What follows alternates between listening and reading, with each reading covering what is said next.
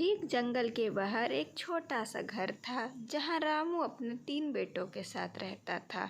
ये रामू का सबसे बड़ा बेटा गगन है और ये है रामू का दूसरा बेटा सूरज। सूरज भी रामू और गगन के साथ वहीं रहता था। और ये रहा रामू का सबसे छोटा बेटा आकाश। रामू अपने तीनों बेटों में से सबसे ज़्यादा अपने बड़े 2 बेटों को मानता था। वहीं वो आकाश को उतना नहीं मानता था क्योंकि वो कुछ काम नहीं करता। रामू अपने दोनों बेटों से बोलता है, मुझे तुम दोनों से यही उम्मीद थी। तुम लोग मेरा नाम जरूर रोशन करोगे। आज तुम लोग जा रहे हो अपने काम पे, अपना ध्यान रखना। जी पिताजी, गांव के बाहर हमारी एक बड़ी सी कंपनी में नौकरी लगी है। मैं और छोटे वहीं पे जा रहे हैं अपना काम करने। सूरज बोलता है, पिताजी आप हमारी चिंता मत करिए, हमारी अब अच्छी नौकरी लग चुकी है।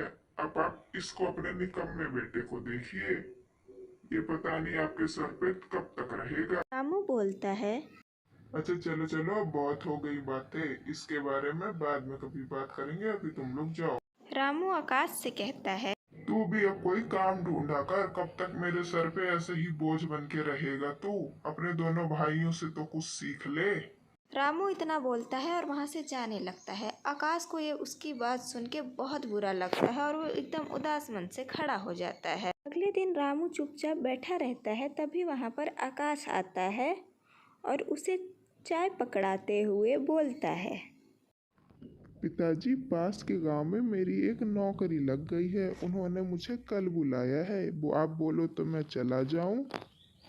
आकाश की बात सुन के रामू बोलता है, हाँ चला जा, तू ऐसे भी गांव में ही नौकरी कर सकता है, मेरे उन 2 बेटों की तरह शहर जाके नौकरी थोड़ी ना कर सकता है, जा। रामू की ऐसी बात सुन के आकाश को बुरा तो बहुत लगता है, लेकिन वो बिना कुछ बोले वहाँ से चला जाता है। कुछ दिन बीतता है और वहाँ पे गगन आता है। गगन को देख के रामू बहुत खुश होता है और बोलता है, अरे बेटा, ऐसे अचानक कैसे आना हुआ? सब कुछ ठीक तो है ना? कोई दिक्कत तो नहीं है? नहीं पिताजी, कोई दिक्कत नहीं है, मुझे आपको किसी से मिलवाना था। अरे अंदर आओ। तभी बाहर से एक लड़की अंदर की तरफ आती है। रामू उसको देख के बोलता है, अरे बेटा, ये कौन है? ये किसको ले आए तुम? इतना सुन के गगन रामू से बोलता है, पिताजी मैंने इससे शादी की है और मैं इसी के साथ रहूंगा, आज से मैं घर नहीं आऊंगा, मैं जा रहा हूँ यहाँ से। पर बेटा तुम चले जाओगे तो मेरा क्या होगा? मेरे बारे में तो सोचो, मेरा ध्यान कौन रखेगा? तुम्हारे अलावा मेरा है ही कौन? मैंने आपका कोई ठीका वीका नहीं लिया है पिताजी, आपके और भी 2 बेटे हैं, आप उनके पास रह लेना, मैं चलता हूँ। इतना बोल के गगन वहां से जाने लगता है और रामू चुपचाप खड़े ही रह जाता है। वो उसे रोकना चाहता है पर उसे रोक नहीं। कुछ दिन बीतता है और रामू अपने बगीचे में जाकर बैठा था और गगन के बारे में सोच ही रहा था। तभी अचानक वहाँ पे रामू का दूसरा बेटा सूरज आता है।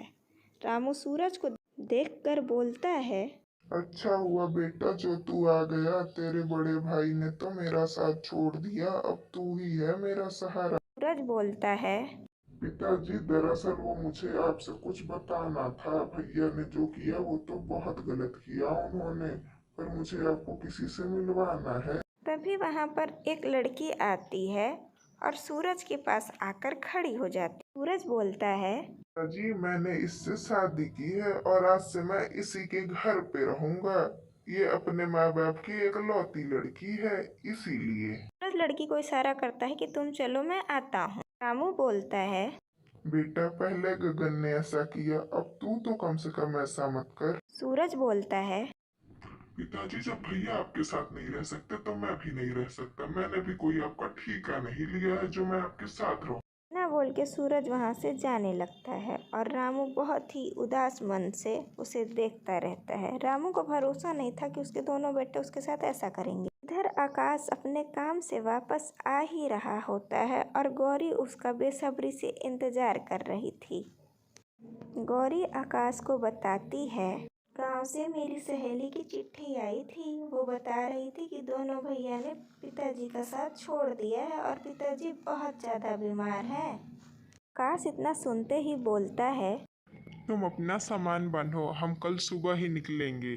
पिताजी को हमारी ज़रूरत है इस वक्त। अगले दिन सुबह ही आकाश रामू के घर जा पहुंचता है। आकाश बोलता है, पिताजी आपके साथ इतना कुछ हो गया और आपने मुझे बताना जरूरी तक नहीं समझा। मैं क्या आपका बेटा नहीं हूँ पिताजी? रामू को आकाश की बात सुन के अपनी गलती का एहसास हुआ। वो थोड़ी देर चुप रहा और फिर बोला, क्या बताता तुझे, जिसको जिंदगी भर प्यार किया उन्होंने तो साथ दिया नहीं, और जिनसे प्यार ना किया उनसे क्या उम्मीद रखता मैं। ये दोनों आपस में बात कर ही रहे होते हैं, तभी बाहर से गौरी अंदर की तरफ आती है और वो सीधा जाके रामू के पाँव छूती है और रामू के बगल में खड़ी हो जाती है। आकाश बोलता है, पिताजी ये मेरी पत्नी गौरी है और आज से यही आपका पूरा ध्यान रखेगी। अब आपको कोई काम वाम नहीं करना, सब काम गौरी कर लेगी। आकाश की इतनी बात सुनते ही रामू को अपनी गलती का एक बार फिर से एहसास होता है। वो सोचता है, मैंने इसके साथ इतना दुर्व्यवहार किया और इसने मेरे साथ ये किया। कुछ देर बाद रामू बैठा रहता है और गौरी उसके पास समोसे और चाय लेकर आती है और बोलती है, पिताजी खाना बनके तैयार है, आप बैठिए, मैं उनको भी बुला के लाती हूँ, फिर खाना परोसती हूँ। थोड़ी देर बाद गौरी उन लोग के पास आती है और दोनों को खाने से भरी थाली देती है। इतनी सेवा देख के मोनू अपने मन में सोचता है, जिसको मैंने कभी कुछ नहीं समझा, आज वो मुझे कितना कुछ समझ रहा है। अगले दिन आकाश बैठा हुआ था और रामू उसके पास जाता है और बोलता है, बेटा हो सके तो मुझे माफ कर देना। मैंने तेरे साथ कभी भी अच्छा व्यवहार नहीं किया, फिर भी जब मेरा साथ किसी ने नहीं दिया तब तूने मेरा साथ दिया। रामू की बात सुन के आकाश बोलता है, अरे पिताजी, मैं आपका बेटा हूँ, आपको मुझसे माफी मांगने की कोई जरूरत नहीं है। मैं आपके साथ हमेशा रहूंगा। मोरल ऑफ द स्टोरी, हमें कभी भी अपने बच्चों को नकारा नहीं समझना चाहिए, अंत में वही हमारा साथ देते हैं।